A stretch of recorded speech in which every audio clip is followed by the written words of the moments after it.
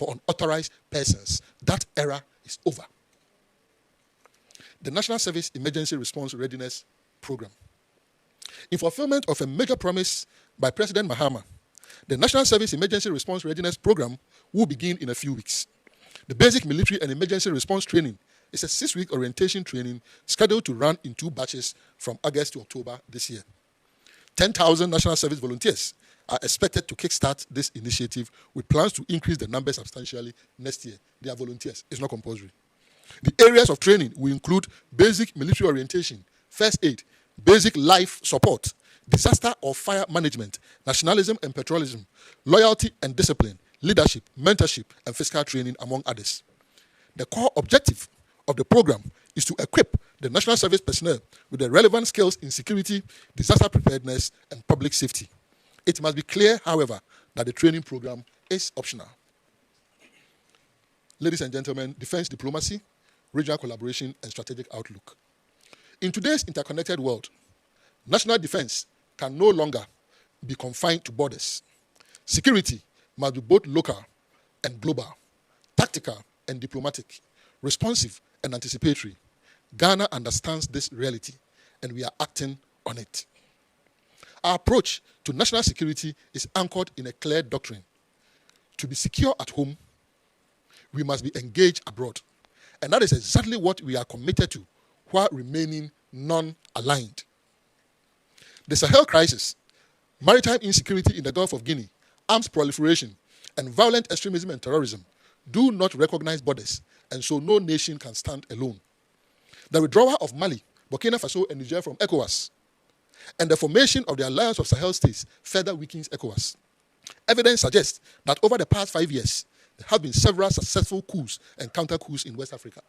Mali 2022, Mali 2021, Guinea 2021, Burkina Faso January 2022 and September 2022, and Niger 2023. We live in a volatile sub-region. That is why Ghana has prioritized regional defense cooperation, particularly through ECOWAS and joint military platforms. I must add that our Commander-in-Chief's visit to the Sahel region early this year has been reassuring. In a similar vein, under the leadership of His Excellency President John Dramani Mahama, and in close coordination with the Ministry of Foreign Affairs, we have deepened bilateral and multilateral military relations while showcasing Ghana's reliability, professionalism, and peace-first posture. Over the past half year, we have hosted high-level defense delegations from the United Kingdom, Brazil, China, Nigeria, the United States of America, France, and Turkey. We have signed new defense cooperation agreements, including intelligence sharing, logistics support, offer exchange programs, and arms control, and participated in strategic African Union and ECOWAS defense forums where Ghana has become a respected voice in shaping regional security frameworks. Leading on the global stage, peacekeeping with honor and excellence. Ghana continues to uphold its legacy as a beacon of international peacekeeping.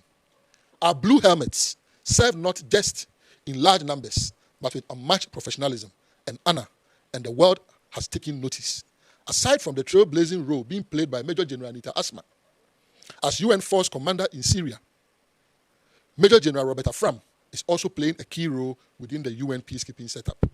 Let me also add that Squadron Leader Sharon Winslow Sam was recently awarded with the UN Military Gender Advocate of the Year, which further embodies our commitment to inclusivity, protection of vulnerable populations, and gender equity in conflict zones. Squadron Leader Sam, please rise and let us see you. Congratulations once again, Squadron Leader Sam. I spoke about illegal mining. We also have a Lance Corporal who was recently promoted out of 10 by the Chief of Defense Staff in the person of Lance Corporal Tay Chu. Please be upstanding. He resisted bribe from illegal miners, Galamsey operatives.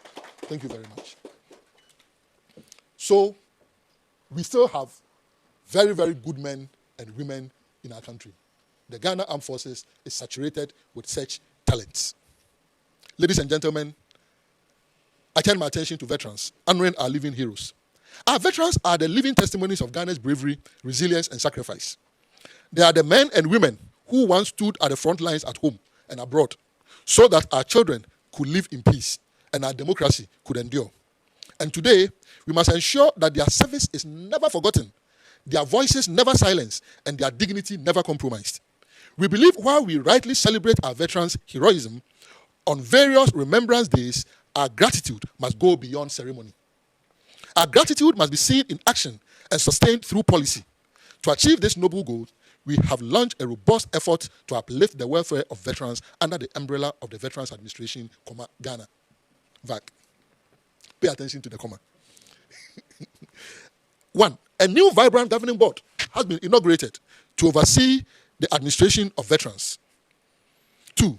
Aggressive recovery of veterans' funds, lands, and assets is ongoing. 3. Veterans will also be prime beneficiaries of the Mahama Cares Health Financing Initiative that seeks to finance diabetes, hypertension, stroke, cancers, and kidney disease care. 4. Also completing the Afari Military Hospital and the Field Hospital in Tamale will take healthcare closer to veterans across the country than they have ever experienced. They will not have to be traveling from the northern part of the country to 37 Military Hospital in Accra. 5. In addition, dividends from the defense industry holding companies, DHOC, exploits will not only finance serving soldiers, but you hear me? Veterans will also have their equitable share. And if the serving officers on the board resist, remind them they will soon be veterans. To forget our veterans is to forget our values. Veterans are not relics of the past. They are pillars of our present and custodians of our history. The challenges we are confronting.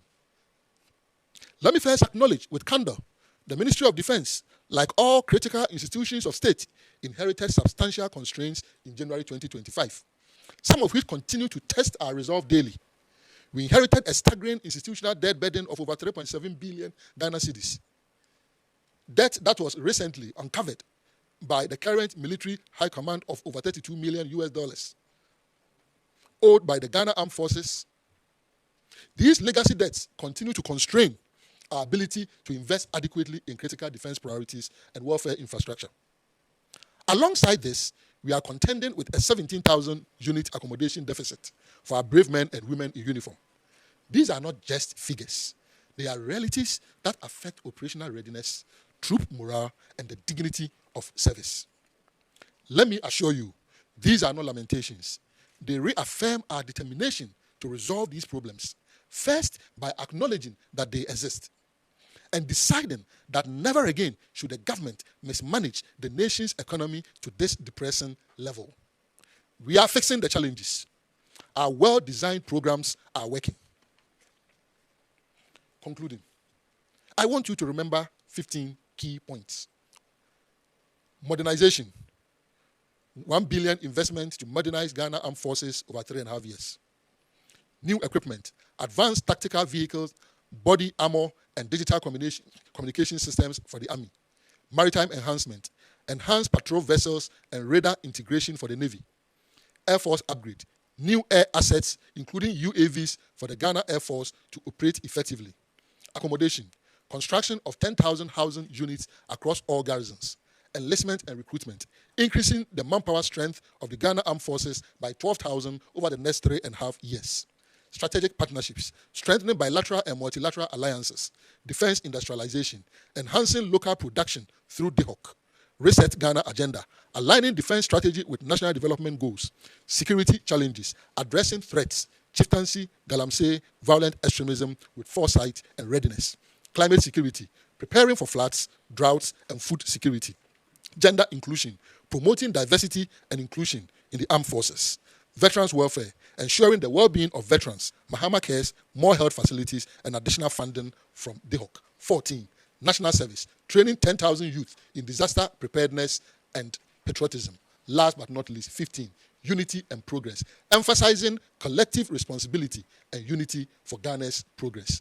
Ladies and gentlemen, as we stand at the threshold of a new era, the Mahama second coming, and resetting Ghana, let us remember that our strength lies in not just our arms, but in our unity, our resilience, and our unwavering commitment to Ghana's progress. Today, we have outlined a vision for a modernized, industrialized, and inclusive defense sector that serves as a beacon of hope and stability in our region. Let us march forward together with the Ghana Armed Forces as our guardians of peace and architects of prosperity. Let us uphold the sacred covenant to protect every Ghanaian and propel our nation towards a safer, stronger, and more prosperous future. As we close this chapter and embark on the next, let us recognize that defense goes beyond the boots, barracks, and borders, because defense affects everything. Security is the seedbed of progress. Let our guiding principles be one Ghana, one destiny. May God bless our beloved homeland, Ghana. Thank you.